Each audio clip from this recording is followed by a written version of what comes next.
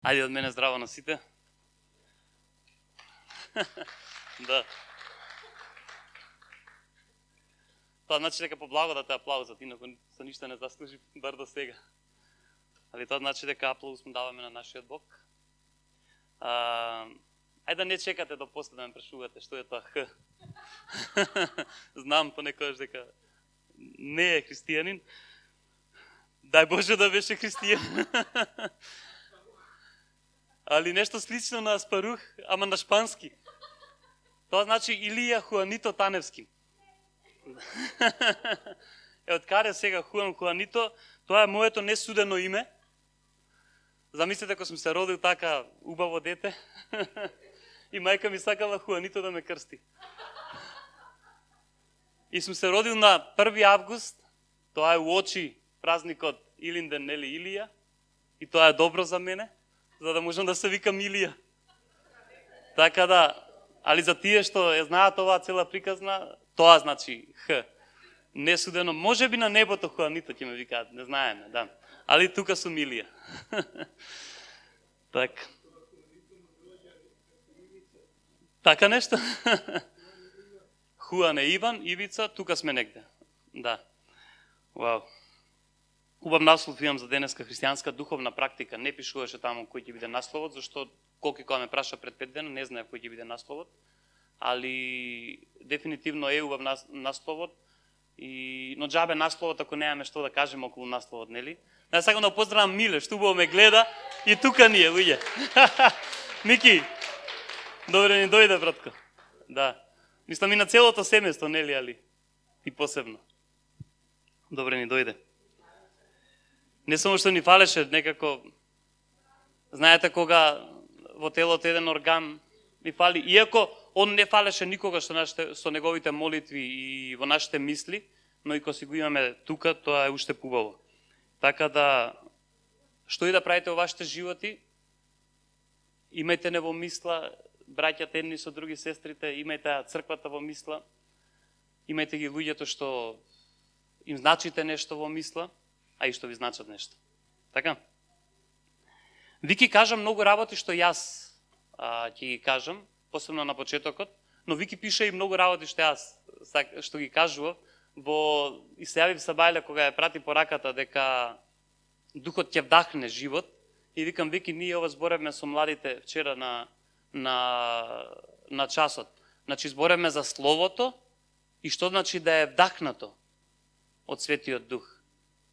Тоа значи да е дувнато живот во истото. И баш Вики тоа го пише и тоа е само еден од многуте показатели дека кога Духот работи во сите нас, дека сме во истиот Дух, знаете, а не треба ни да го доведеме тоа во знак прашање, или треба да се замислиме и ако не сме, да се наштелуваме на водството од Светиот Дух.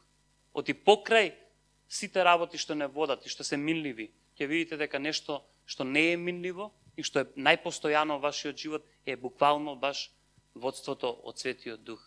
Ние можеме да бидеме водени од лидери, можеме да бидеме водени од политичари, можеме да бидеме водени од пастори, али најголемо и најубаво водство е водство од и под Светиот Дух. Амин.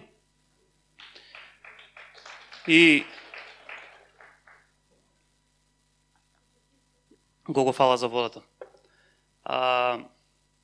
Ајде да почнеме од негде. Секогаш викаме дека се почнува од почеток, и тоа е добар почеток, да се почне од почеток, но знаете, многу пати размислувам, јас сум, усвари, тука сум пишал, сум човек што многу анализира. Знаеш, мојот пријател Коки секогаш ми вика, брат, ти многу мислиш, бе. Жена ми исто тоа, бе. Ти многу мислиш, не? И карактерно сите сме различни. Јас сум од тие што многу мислат. Некој вика, не мислам само кога спијам, ја и кога спијам мислам. Така да, понекогаш тоа е добра работа, понекогаш не е и не е толку битно, но знаете како можеме да бидеме, да анализираме многу нешта. Можеме да анализираме луѓе околу нас, состојби на луѓето околу нас, постапките нивни. Паметно е и себе си да се анализираш. Анализирајќи себе си ќе знаеш до кај си и што си. Но тука сум пишал дека и покрај толку размислувања и анализи што ги правам во текот на денот за многуте работи. Моите постапки покажуваат дека на крај, не секогаш, ова не е за фалба, но на крај се сведувам на тоа што Светиот Дух сака да го каже за мене, за моите блиски, за црквата, за луѓето околу мене. Покрај најдобрата анализа во вашиот живот што ќе ја направите за некого, морате да му дозволите Светиот Дух да ви го даде аспектот и анализата што ја има за тој човек. Знаете, не сме совршени во своите анализи, да донесуваме совршени одлуки, да донесуваме совршени пристапи кон нештата, затоа, но имаме некој што е совршен, на кој можеме целосно се потприме, а тоа е анализата на Светиот Дух. И знаете, анализата на Светиот Дух не секогаш е иста со нашата анализа. Веруете, ќе се запрепастите колку не секогаш е иста со нашата анализа. Зашто самата наша анализа, колку и да е силна, е водена од чувства некогаш, од емоции, према себе, према човекот, некогаш критизерски настроени, некогаш и охрабрувачки настроени. Но, ако видите анализата на Светиот Дух низ Библијата, ќе видите дека секогаш кај што наоѓал пречки што треба да се отстранат, охрабрувал. Секогаш каде што наоѓал работи што не биле согласно со неговата волја, имал различен пристап. Не секогаш ние имаме исти пристап со никого. Вие што имате деца, едно, повеќе деца, знаете дека пристапот не е. Ради нивниот карактер, ради тоа што Господ го ставил во нив. Вие бирате различни пристапи со вашите деца. Бирате различни пристапи со вашите пријатели, роднини или било што. Не можете вие да научите пристап. И тој пристап да го користите на сите страни. Така да, она што ќе го зборувам е тоа дека Светиот Дух никогаш нема да направи религија од својот пристап на делување во нас самите. Никогаш и никогаш нема да направи религија. Што значи тоа? Јас ова вака го правам и поинаку не. Не. Кога станаме христијани, ние знаеме да кажеме, види, јас сум таков и не може мене тие таму некој да ме сменат. Али после 10 години дури сум заборавил во што се сум бил променет. Треба да се подсетувам понекогаш. Така и со животите на останатите. Така да, ајде за почеток да дозволиме и покрај нашите анализи да ја видиме анализата на Светиот Дух. Амин. И сега, сите ние сме сме полни со различни размислувања луѓе. Ја верувам дека јас сум таков, вие сте такви. Кога и да идете или кога и да се одите од служба, секогаш ви се поставуваат различни прашања во вашите глави. Тоа е неминовно. Што со ова што го слушнав? Или ајде првично, зошто денеска ќе одам во црква? Зошто денеска јас сакам да одам во црква? Некогаш го правиме махинално, на Facebook подсетник имаме денеска богослужба во 5 сатот, поп на брзина се облекуваме и одиме, но по патот повторно прашање. Што ќе слушнам денеска? Зошто го правам ова? После служба, што му значише тоа? Што значи тоа во мојот живот? Најпоставувано прашање, јас верувам, ова не е анализирано, не знам, може би е анализирано во црквите, али јас верувам дека најпоставувано прашање во самите себе си е, што ова има за мене? Што ова значи за мене? И е до некаде себично, но е крајно вистинито. Понекогаш луѓето размислуваме што сето ова значи за мене, има корист за мене, и тоа никако не е погрешно. Знаете, ако се правиме ептен духовни, можеме да кажеме, не, ја не сум таков. Јас секогаш првично мислам што има за другите се, па после го сведувам тоа на мене. Убаво е, тоа е тренинг што го тренираме. Сите тренирале, Павле тренирал, и ако видиме дури таму во неговите крајни години од неговиот живот, кажал, ви бев пример во се.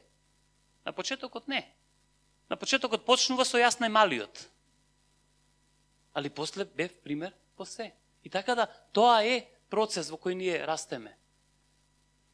И така со многу поставени прашања, ние очекуваме и одговори за истите. Некогаш ги имаме ние самите одговорите, некогаш некој ќе ни ги даде одговорите, некогаш нема да ги даде одговорите. Некогаш ќе чекам извесен период за да ги слушнем одговорите. Но каде е вистинското место каде што можеме да ги бараме одговорите? Посебно за луѓето кои решиле и покрај сите нејасноти на ситуацијата околу нив.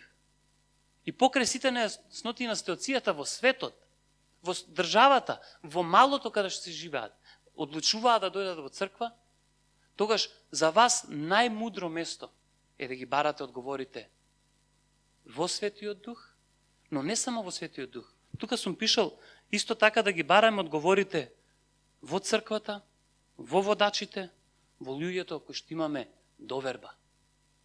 Знаете, можеме да речиме, да, јас ќе барам од Светиот Дух и да станеме крајно непослушни или крајно опрезни, или македонски збор од опрезни, невнимателни на се она што се случува околу нас.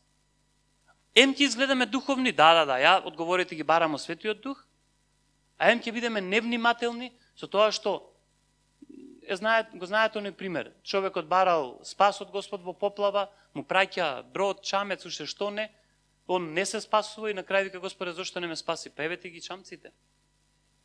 Да не го одбегнуваме некогаш одговорот во нашите браќи и сестри и да го бараме од Светиот Дух. А Светиот Дух го поттикнал твојот брат или сестра, водач, да ти го каже одговорот. Така да, понизност и послушноста на Божјото Слово никогаш не останува да биде само на Божјото Слово. Без разлика дали го разбираме, ние целосно ќе се утврдиме во тоа што Библијата кажува. Понекогаш послушноста е силна, зашто почнува од послушност меѓу нас самите. Ја верувам дека имате во вашите животи луѓе, вистински пријатели, искрени пријатели, на кои им значите и кои ви значат нешто, каде што можете на вистински да се посоветувате. Во Стариот Завет пишува дека советта е во собирот на, тоест мудроста е во советот на мнозина.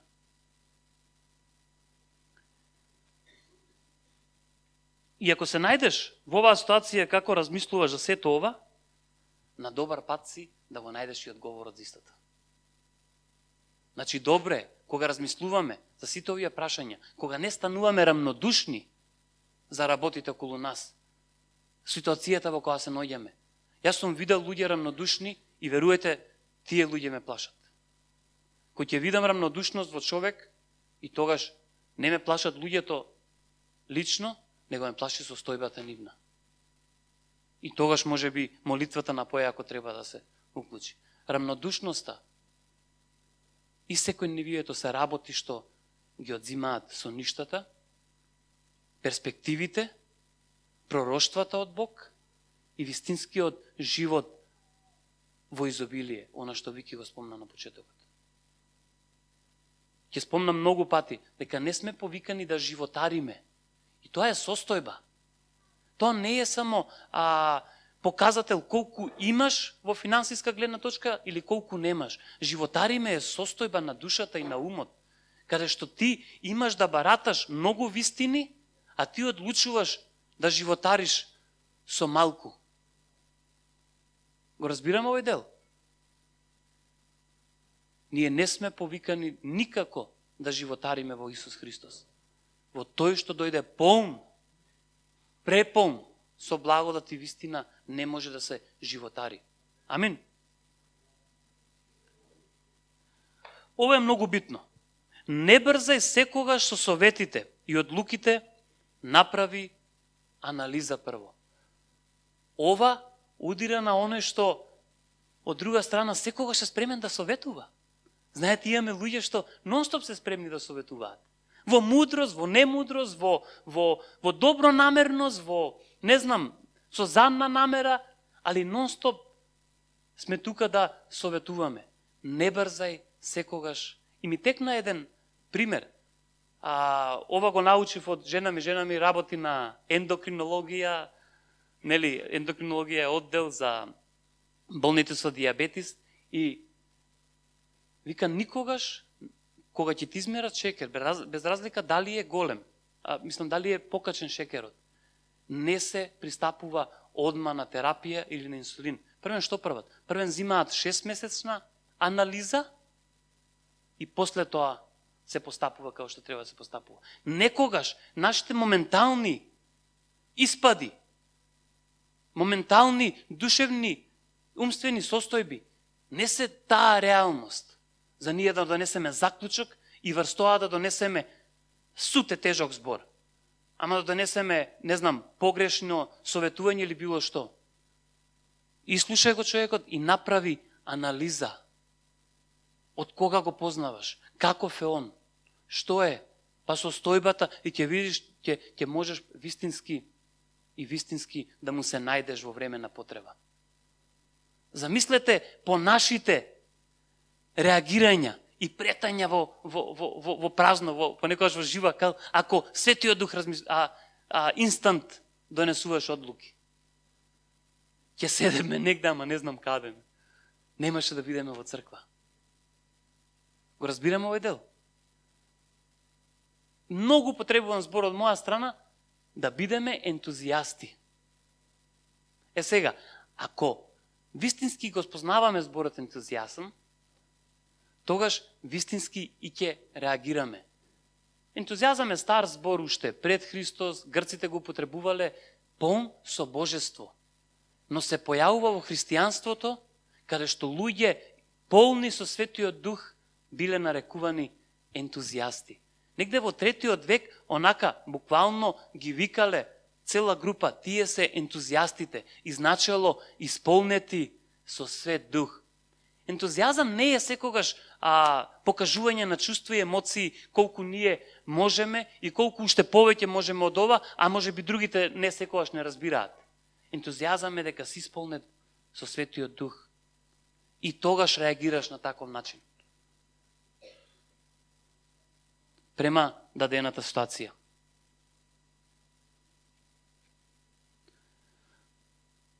Така да ако за шекерот или за било што тоа е само, може би не е лош пример, па и лош пример, дајте да не брзаме и да бидеме под водство на анализите на Светиот Дух и да донесуваме вистински совети и одлуки. И за нашиот живот. Еден доктор го слушна, не знам, јапонец беше, кажува, вика, едно од работите што ќе осочува вашиот мозок е многу да мислите и да донесувате одлуки. Ние имаме уште поголемата опција да донесуваме одлуки водени директно од Светиот Дух. Амин. И кога ќе се обратиме кон Светиот Дух, ние, Светиот Дух секогаш и секогаш ќе ве насочува кон црквата, која е Христово тело, а кој Он самиот е главата. Секогаш и секогаш ќе ве насочува кон црквата. Зошто? Зошто? Зашто во црквата ги има сите потребни органи да функционира едно тело. Црквата е невеста на Христос. И не можете вие да озобиколувате вашата невеста или вашиот младоженец и да правите работи на своја рака. Затоа црквата секогаш и секогаш ќе посочува на Христос и Христос секогаш и секогаш ќе посочува на црквата. Ова тие што се во брак многу добро го знаат што тоа значи. А тие што планираат и што не се уште, учат овие работи. Кој ќе се слушне вакво нешто, ушите поголеми. Отварајте. И духовните, и овие телесните. Ова го кажа. Светиот Дух е креативен и не прави традиција од своите делувања, но некои се духовни принципи, што се да и амин. Да и амин. Барајте и ќе добиете да и амин. Духовен принцип. Сеење и жнеење. Сите вие што дадовте, очекувајте да примите. Очекувајте повеќе и повеќе. Тоа е духовен принцип на кој вие се повикувате. И кога вие исправен мотивот и ставот, тоа веќе ќе вродува и со многу плод. Но и кога не е до толку исправен и мотивот и ставот, сеење и жнеење функционира. Најди го колки Матеј 25-21.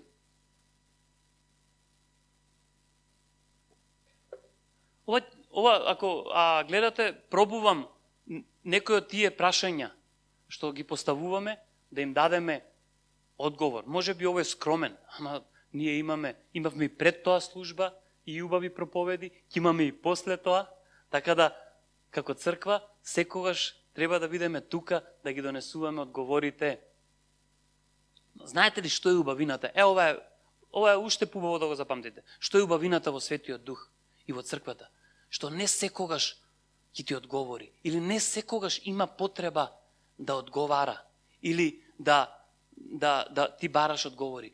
Во Светиот Дух има и секаква утеха. Не само одговори на нашите барања или поставувани прашања, или долго поставувани прашања. Па уште ако некој ги нема одговорено, вау, какво прашање постави. Ние се имам случајно с такво нешто. Ова прашање сигурно ќе те збуни, ќе не можеш. Во Светиот Дух има секаква утеха. Во Светиот Дух има, што друго има во Светиот Дух? Има секакво прифаќање на тебе како личност. Тоа е уште побитно него одговорот на сите прашања. Понекогаш Господ не ни ги одговара во дадено време прашањата за да не се збуниме. Према спремноста.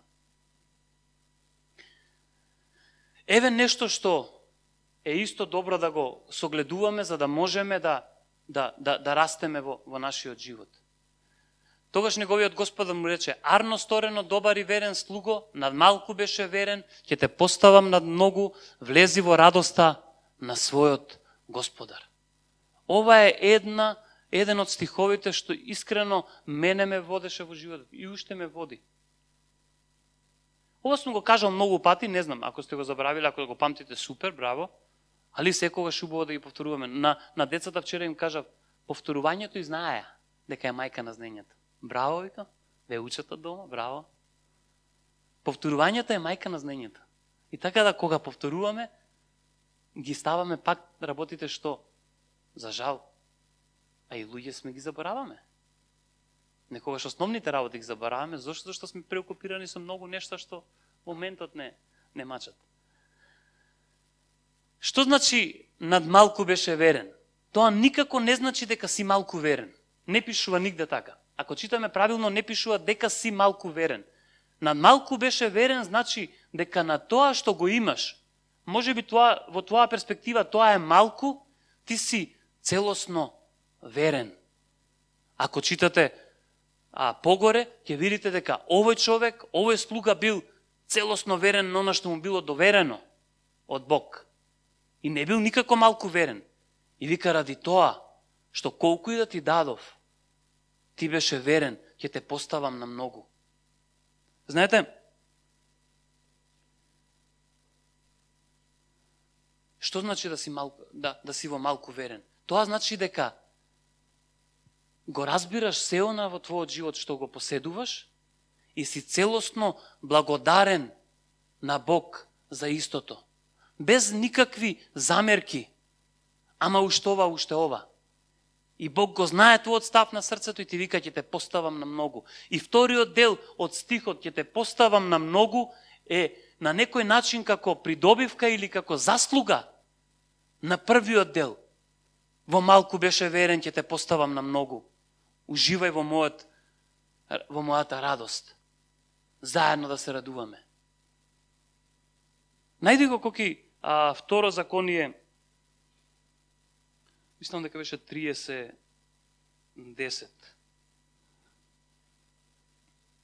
39 и 10. Да. Па најверојатно го повторени закони ќе го имаш таму.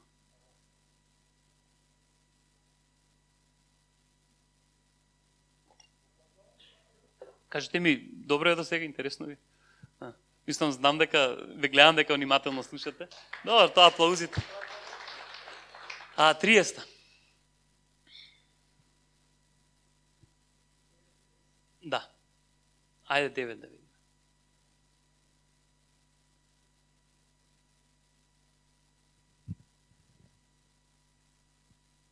И ќе те благослови Господ твојот Бог со изобилството во секоја работа на раците твои, во плодот на утробата твоја, во плодот на добитокот твој, во родот на земјата твоја, зашто Господ одново ќе се сврти кон тебе и ќе ти се радува, правејќи ти добро, како што се радуваше на предците твои.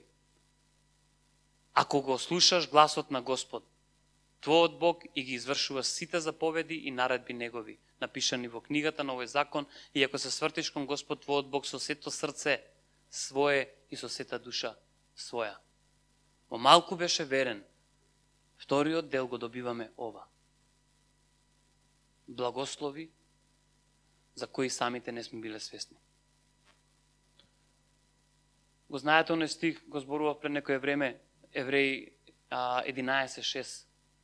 Оној што верува, треба да верува, оној што пристапува на Господ, треба да верува дека Бог постои и што? И ги наградува оние што ги љубат. Така да, зошто да не очекуваме награда, кога сме одлучиле во тоа што го поседуваме, или во тоа што веруваме дека го поседуваме во моментот, бидеме верни со сето свое срце. Амин. Ставајте ја неговата волја пред вашата.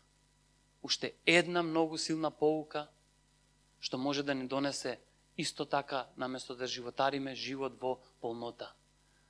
Да ја ставаме неговата волја пред својата. Во Лука коки? Во Лука 22 ќе го видиме Христос како, иако во тело и ни сета таа агонија, одлучува да ја стави неговата волја пред својата.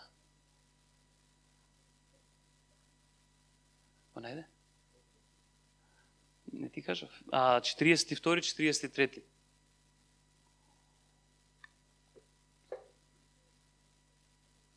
Ова е голема мудрост.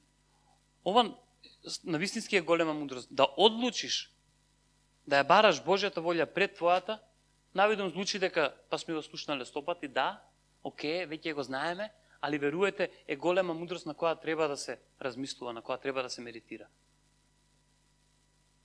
Ќе ни исцели од многу фрустрации. Послушате ме. Татко, ако ти е по волја, тргни ми оваа чаша, но нека биде по моја, туку по твојата волја. Луѓе, после оваа агонија, после сето ова што се случува, ние го добиваме воскресението. И не само за еден, воскресението за сите. Видете го ова. Ако ја ставиш волјата твоја, Божјата, пред твојата, иако на момент може ќе биде како најтешкото нешто во твојот живот, донесува воскресение во вашите работи, во вашите потреби, во вашите промисли. И интересно е, вика, и му се јави ангел од небото кој го подкрепуваше. Секогаш кога ќе барате Божјата волја пред вашата, ќе добиете подкрепа.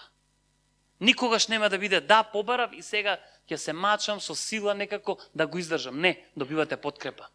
Добивате подкрепа од ангели, добивате подкрепа од Светиот Дух, добивате подкрепа од браќата и од сестрите, добивате подкрепа од црквата. Амин.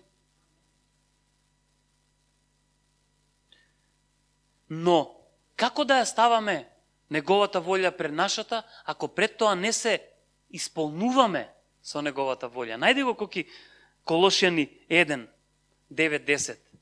Ние сме повикани да се исполнуваме, инаку не можеме да продуцираме нешто ако не сме исполнети од истото. Не можеме да го согледаме, да побараме нешто ако не сме исполнети со истото. Затоа и ние од оној ден кога го чувме тоа, не престанавме да се молиме за вас и да бараме да се исполнувате со познавањето на неговата волја, со секаква мудрост и духовно разбирање, за да живеете достојно за Господ и да му бидете по волја во се, принесувајќи плодови во секое добро дело и растејќи во познавањето на Бог. Вау, многу силни стихови. Покрај сите гласови што ги слушаме во текот на денот, покрај сите потреби и целата таа, не знам, сите околности што се случуваат околу нас, најдете простор, време и место и исполнувајте се со разбирањето на Божјата волја за вашиот живот.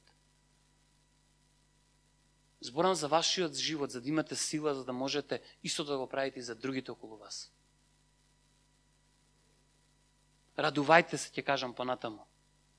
Само радосен човек може да донесе радосна вест во било кој. Не може нерадосен човек да донесе радосна вест. Сте размислувале за тоа?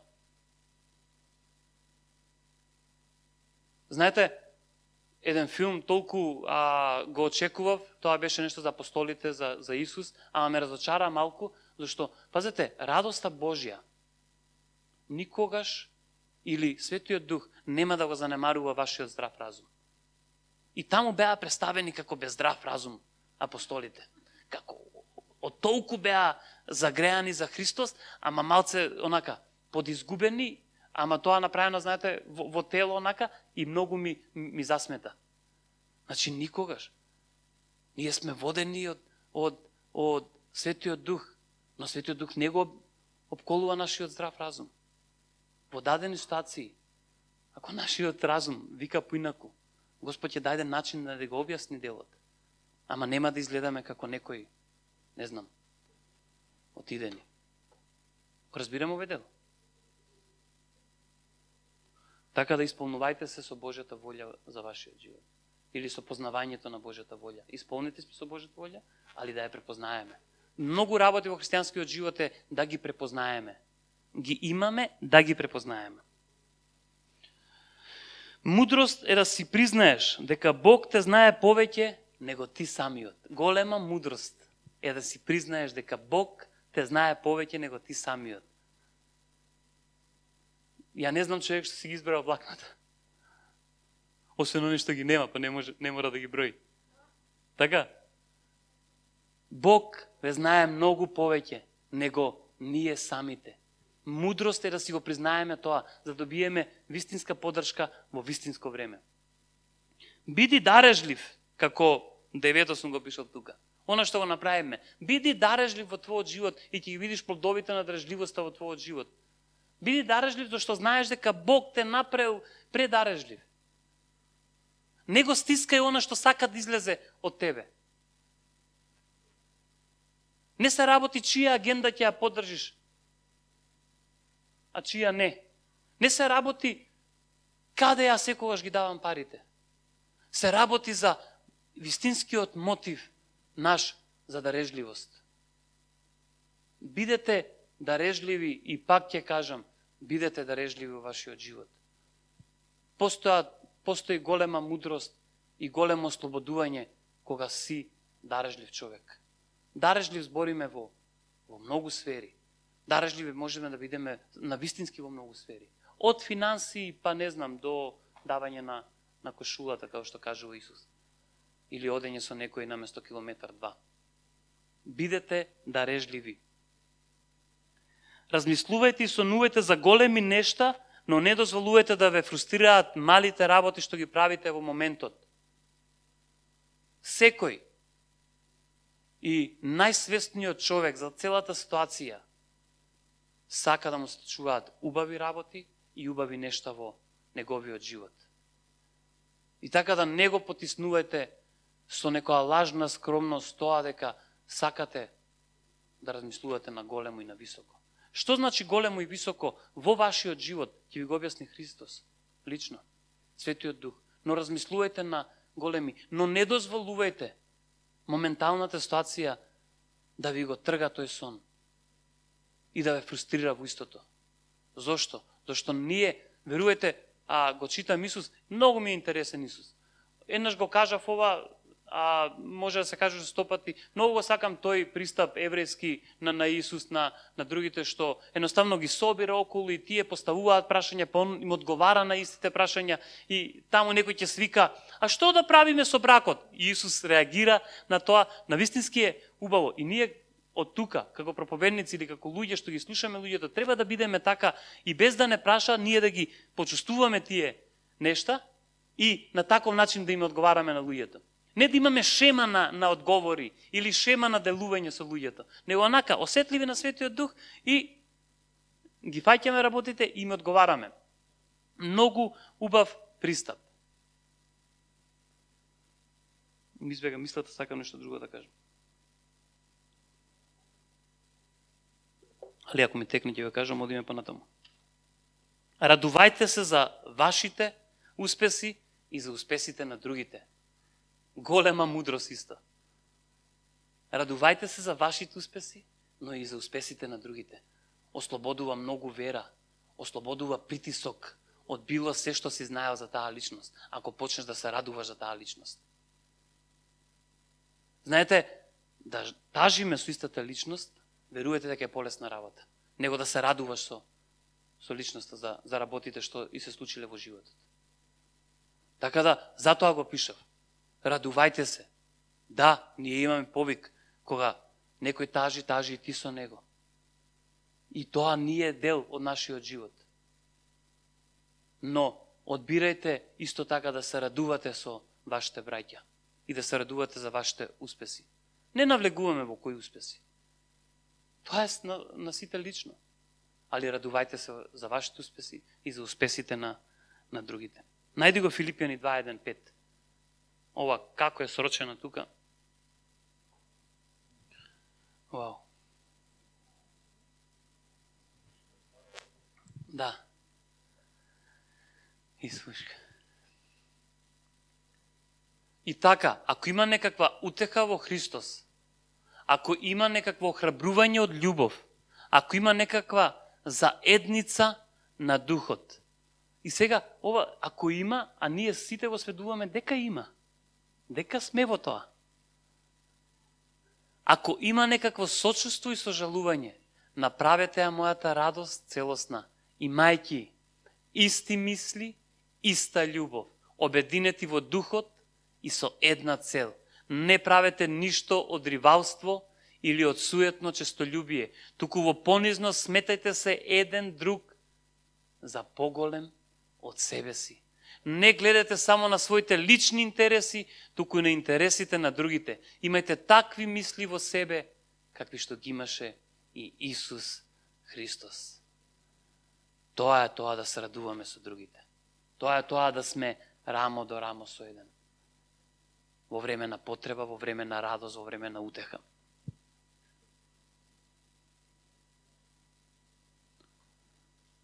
Биди благодарен човек.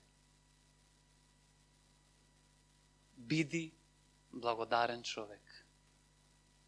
Е нешто што навистина е цела наука. Нешто што отвара толку врати во нашите животи што не сме ни свесни. Благодарноста е голема работа, голема придобивка за нас во овој живот. Знаете, кога ќе појдеме на небото, ние ќе видиме постојано славење и благодарење. Зашто ќе огледаме лице в лице. Али да благодариш тука е тешко. Али никогаш не е невозможно. Биди благодарен во вашиот живот. За сонцето, за месечината, за лебот, за пријателот, за непријателот.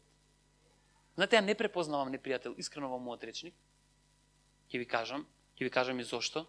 Зашто се водам по стихот, ако е до вас, бидете во добар однос со секој. Така да ја не препознавам непријател. Ви го кажувам ово искрено и дури него ни користам. Знам дека се користи тој збор се, но ја лично не го користам непријател, зашто не гледам на луѓето непријатели. Знаете, не гледам ни на луѓето потенцијални, спасени и членови во нашата црква. Не гледам, ослободен сум од тоа бреме. Гледам на луѓето како на Христови чеда, како на Христови пријатели. И мора така да гледаме. Гледајќи така на луѓето, ние им отвараме врата за работи за кои они не се ни свесни. Гледајќи така на луѓето, пак ќе го повторам, ние им отвараме врата, не сакајќи дури они да влезат во нешто што би било авантура од незамисливи размери во нивниот живот. Ама користиш многу параболи, тоа не верувам дали е така. Така е. Една жена пред некое време ја поканив на заедничката служба. Не сте свесни како изреагира. Жената изреагира: "Вау, мене ме каниш." Стварно, иле мене ме каниш? Ние не знаеме нашата покана, статус на Фейсбук, убав, зборам, или гушка, што може да донесе во другиот човек. Може би за нас е ништо, секојдневие, нешто во кој си навикнат, одиш, тапќе, гушнеш или било што, али за него може да донесе многу. Живот, буквално живот. Да. И имаме случаеви такви, и знаеме такви, и во мојот живот. Знаете, кој ќе видите, кај лепрозните, сите беа исцелени. Што ја направи разликата? 10 лепрозни. Благодарноста ја направи разликата за понатамошниот живот. И со колку еднаш збореме, сакам да знаеме она што се случува после со сите тие 10.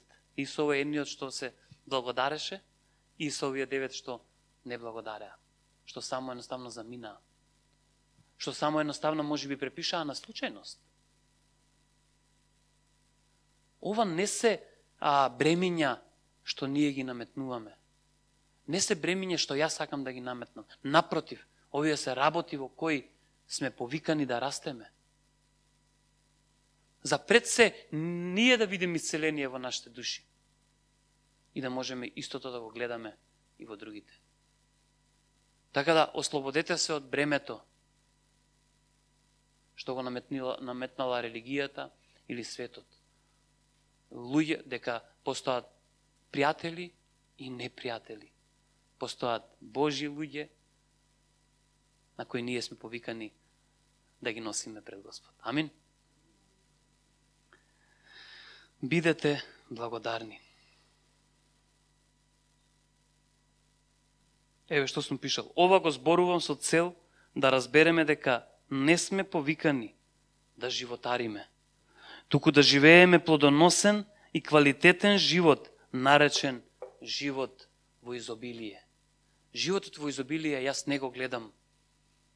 Имаше една песна, како беше, кола, стан, не го гледам во тоа искрено. Или, по-добро кажано, не го гледам само во тоа. Животот во изобилие, ако го гледаме на начин, на материјалното, тогаш ние сме губитници, а не победници. Верувајте. А повикани сме и сме во Христос повеќе од победници. Животот во изобилие го гледам кога се согласуваме со Божиот збор за нашиот живот. Животот во изобилие го гледам кога се повикуваме на Божите ветувања, што се да и на кои ние викаме амин во нашиот живот. Животот во изобилие го гледам кога ќе видам браќата душевно, телесно исцелени и за тоа ќе се радуваме заедно. Од ова место повикувам на живот во изобилие, на кој овој свет не го познава. Амин. Живот на изобилие кој овој свет или принципите на овој свет не го познаваат. За да може да се отворат тие духовни очи и сетила, да ги видиме вистинските нешта, не само за кои сме повикани, со кои можеме да доприносиме за подобро општество и во нашиот свет. Амин. Сега, перспективата од каде ги гледаме, ние работите не буни и не става во позиција едни едвај да преживееме, едни да животариме, а трети да сме во изобилие, зашто перспективата на Бог е секогаш иста. Ова е перспективата. Како ние гледаме врз работите? Дали ако имаш спасение, а уште не си, уште не си пораснал во материјалните блага и богатства, гледаш на загуба или придобивка е една од перспективите, каде што можеш да речеш јас сум губитник, спасен, ама ме гледате губитник. губитник не овој живот така ќе биде, као низ оган мојот живот ќе биде, туку некако ајде да изгураме, да се стркаламе и таму со Господ ќе биде поинаку. Тоа се наши перспективи. Ама реалноста ми покажува таа. Ќе кажам нешто и за реалноста. Ама вистината е таа. Збориме за апсолутната вистина. Мора да правиме разлика од нештата. Така да, нашата перспектива, ако е погрешна, во Господ можеме да ја смениме. И да биде перспектива на повеќе од победници. Да гледаме као повеќе од победници во нашиот живот и во животот на другите. Без разлика на кои работи поминуваме. Зошто? Зошто верувате дека и ете, се врати работата. Тоа сакам да го кажам. Исус им зборува за грижи. Не им вика, не размислувате за иднината. Тоа не е мудро да не размислуваш за иднината. Не се грижи, вика, за утрешниот ден. Тоа им кажува. Мудро се ти да функционираш во сегашноста за да очекуваш подобра иднина. Мудрост. Но немој да се грижиш. И им кажува, никој лак не пораснал, ни сантим не пораснал, ништо грижејќи се. Знаете ли зошто? Зашто Исус е веќе таму. Не се грижи за утрешниот ден, зашто Исус е веќе во утрешниот ден. Ако нешто би ве загрижувало, нека биде, Господи, те наслушувам ли, со Тебе ли сум во волјата. Но не грижете се, зашто Исус е веќе таму. Размислувајте треземно, здраво, заедно со Господ, заедно со Светиот Дух. Размислувајте за вашите иднини. Тоа треба да го правиме. Зошто? Зашто ние имаме иднина и надеж во Него. Немаме само надеж за нешто што може и никогаш нема да го познаеме какво е, ама ќе живееме на небото. Ние имаме иднина и надеж. Видете, зацврстени, запечатени со Светиот Дух и со спасението, нас не ни треба иднина за на небото. Ни треба иднина за тука. Да нашиот мозок и се наше разбере, а на небото е загарантирана добра иднина и перспектива. Така да, многу се битни перспективите од која агол ние ги гледаме работите. И затоа, ако се насочиш, немам и пак немам, како вика Исус, и тој пак ќе нема, и перспективата е преживувам. Ако речеш, па може и подобро, ама добро е што не сум кај полошите, тогаш преживуваш или животариш. А ние сме повикани да имаме перспективата дека имаме живот во изобилие во Христос. Амин. Сега, новија нешта секогаш ќе се противат светот и нашите околности. Секогаш. Секогаш ќе покажуваат и светот и нашите околности со прст. Али верувате, затоа сме повикани да живееме по вера. Петар ради верата тргна по морето, а се уплаши од околностите. Али ако прво видеше на околностите, немаше да тргне. Ама одлучи се да занемари и да тргне по морето. Во процесот на неговото одење по вода, не збориме сега за Исус, збориме за Петар. Во процесот на неговото одење по вода, он почна да гледа лево-десно, па почна да паѓа, па пак стануваше. Али прво што направи, во вера тргна, зашто го виде дека неговиот спасител е веќе таму. Одел по морето и веќе е таму. Така да, верата ќе не бутне, да видиме дека Христос е веќе таму. И до вербата ќе не засврсти да чекориме подсврсто. Низ проблемите, подсврсто. Низ околностите, знаејќи дека се тука за да донесеме промена во истите. Промената доаѓа однатре и оди кон надвор. Амин.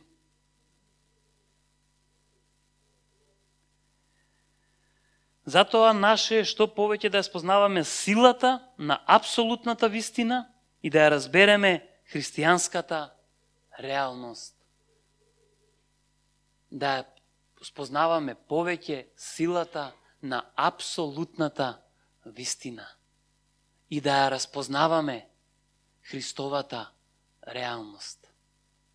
Ова го зборам за да им противречам на вистините од овој свет и реалноста што ни укажува дека да, ова е таа реалност. Во Христос имаме апсолутна вистина и реалност која ни ја донесе. Има многу убави, како се вика тие, дефиниции за истово. Силата на вистината е крстот и воскресението кој ги претрпе Христос, каде што старото помина и се стана ново. Крстот, каде што беше направена таа размена, знаете, џабе крст без воскресение. Но нема воскресение без умирање. Така да силата на вистината е на крстот и во воскресението што Христос ги имаше за нас. Амин. Каде што старото помина. Она што пред 700 години во Исаија го пишува. Старото помина и се стана ново. А разбирањето на Христовата реалност, дека Он дојде да го промени светот, а не светот да остане ист. Ова е реалноста на Христос. Вика, јас дојдов да го спасам светот, не светот да остане ист. Без надеж и без спасение. Таа е Христова реалност на која ние треба да гледаме. Да се насочуваме, да размислуваме и да делуваме. Амин.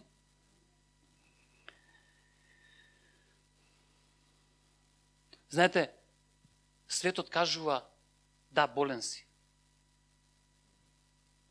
Христос кажува, во моите рани си исцелен. Амин. Збориме за две реалности, која ќе ја прифатиме во нашиот живот е мудроста. Светот кажува, не те бива. Твоите кажувале, не те бива. Христос вика, те бива и ќе те биде. И не само што ќе те биде. Те избрав тебе, свесно, за да пострамотиш многумина што мислеа дека ќе ги биде. Светот кажува, што друго кажува светот? Не можеш ништо. Не ти оди. А Христос вика, се можеш преку мене, преку тој што го стави во тебе, што ти дава сила. Што друго кажува светот, што се противи на Христовата вистина и реалност? Светот кажува, не знам, ајде помогнете ми. Што вазве, може би, страв ти е. А Павле вика, Јован вика, Јаков вика, љубовта Христова го изгонува секак страв. Луѓе, ова не се зборови убави да помине проповедта. Мислам, најтажно би било, веруете, ако вау, какви зборови кажа, звучеше како поет. Не. Ова се живи вистини во нашиот живот. Што сме ги гледале, но знаете како? Можев да дојдам денеска и вака, еј луѓе, пред некој ден ви зборував на 500 луѓе таму. Ме слушавте, доволно беше, пај само ќе се појавам и ќе биде завршен работа. Не. Нашиот живот бара постојаност, одново и одново. Нашиот живот не е само од искуствата претходни. Бара нови доживувања. Нашиот живот не е живење на стара слава. Или на некоја наша стара, или на некоја туѓа слава. Знаете, ова не го кажав на службата зедничка и ми беше многу криво, али ќе ви го кажам вас. Кога зборев за наследството на светиите. Давид се му оставил рековме на Соломон, така сите тие скрипти како да биде, што да биде храмот и се друго. Тоа беше многу добра позиција да Соломон побара само мудрост. Вау, ако не му беше оставил ништо, ако навистински не му оставил многу работи, што Давид му ги оставил, Соломон не знам дали само мудрост ќе побарал. Искрено. Ама и ова. Така да, позицијата што ние оставаме или наследството што сме го добиле и што ќе го оставиме, ќе им даде лежерна или нележерна ситуација на идните генерации.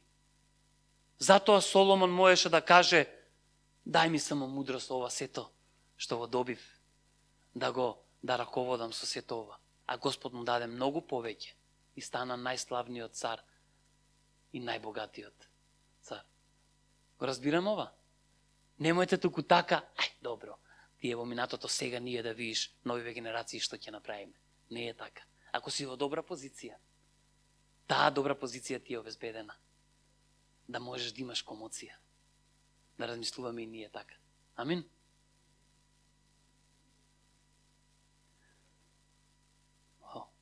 Ајде ќе се помолиме на крај. Ајде ќе се помолиме на крај и тука би завршиле. Да, можете да станете, можете да ставите рака на срцето, каде сакате. Можете да спомнете луѓе во молитва, можете да едноставно препуштете му се на Светиот Дух и нека, како што каже и Вики на почетокот, донесе исцеленија, донесе победи и перспективи што до сега сме ги немале во нашиот живот. Амин. Датото, јас ги благословувам сите што се оваа просторија, Господи, сите што не дојдоа, Господи, ги благословувам со Аврамовиот благослов, со Јакововиот благослов, Господи, со сите оние ветувања, Господи, што се да и амин во нивниот живот, Господи. Ги благословувам со перспектива Твоја, Господи, Божја перспектива, да уште денеска ги согледуваат работите што можеби имале пречка или не можеле да ги гледаат до сега, Господи. Ти благодарам, Господе, што навистина, ако светот кажува дека не бива. Фала Ти, Господе, што во Тебе сме повеќе од победници, Господе. Ти благодарам за победата што ја обезбеди да ние уживаме, Господе. Фала Ти, Господе, за секој поединечно тука, Господе, што победува сега, Господе, над неговите проблеми, победува над проблемите околу него, победува над околностите, Господе. Победува тироидни жлезди, победува шекери, победува неможење оплодување, победува се она што е победено од Тебе на крстот, Господе. Ти благодарам, Тато, Ти благодарам што навистина сме луѓе што сме повикани да го видиме тоа. И фала Ти, Господе, што во Тебе имаме секаква утеха и охрабрување, Господе. Да можеме чекори да правиме, Господе, чекори на вера, Господе. Фала Ти, Господе, и тогаш кога мислиме дека стагнираме, Господе, можеме да видиме во Тебе напредок, Господе. Напредок што не сме го гледале, Господе. Јас Ти благодарам, Господе. Ти благодарам, Господе, што навистина како црква сме луѓе што не само го сакаме Твојот збор, Господе, него го жвакаме, го јадеме Твојот збор, Господе, и го даваме да биде како благослов на другите, Господе. И фала Ти што тоа ќе донесе плодови на многу полиња, Господе. Ти благодарам што многу столови, Господе, сите столови, Господе, ќе бидат пополнети, Господе. За да може да го слушнат Твоето ветување, Господе, Твоето разбирање, Господе. За да може да ја осетат, да ја почувствуваат, да ја видат, Господе, Твојата љубов, Господе. Фала Ти, Господе, што ќе наблагословиш со многу исцелени луѓе, Господе. Со многу, Господе, ислушани молитви, Господе. Фала Ти, Господе, што сега допираш луѓе за кои што сме се молеле, Господе. Што сме биле цврсто уверени дека тие ќе живеат, Господе. Дека тие ќе функционираат, Господе. И дека ќе ги видиме пред Тебе на Твојот трон, Господе. Фала Ти што имаш воскресение за сите, Господе. Алелуја, Господе. Јас Ти благодарам, Господе, за децата во ова зенница, Господе. За децата од христијански центар, Господе. Фала Ти, Господе, што можеме да учиме од нив, Господе. Фала Ти за тој мир околу нив што е, Господе, за тоа помазание што е околу нив, Господе. Да дојдат и да кажат, едвај чекаме да научиме нешто повеќе за Бог. Така ми кажаа децата. Едвај чекаме да биде часов да научиме нешто од Бог. Вау. Фала Ти за повозрастните, тинеџерите, Господе. За креативноста што е околу нив, Господе. Јас се молам за отворени очи да тоа го видат, Господе, и го симнат, Господе. И Матеј 6:33 да им биде омилен стих. Зашто се повикани работите од небото, да ги видиме, да ги симнат тука на земјата, за да уживаме во истите. Ти благодарам, Господе, за секој што се мисли дека е во поодминати години и дека не е многу, Господе, запазен или не може многу да даде, Господе. Фала Ти што Ти даваш сила, Господе.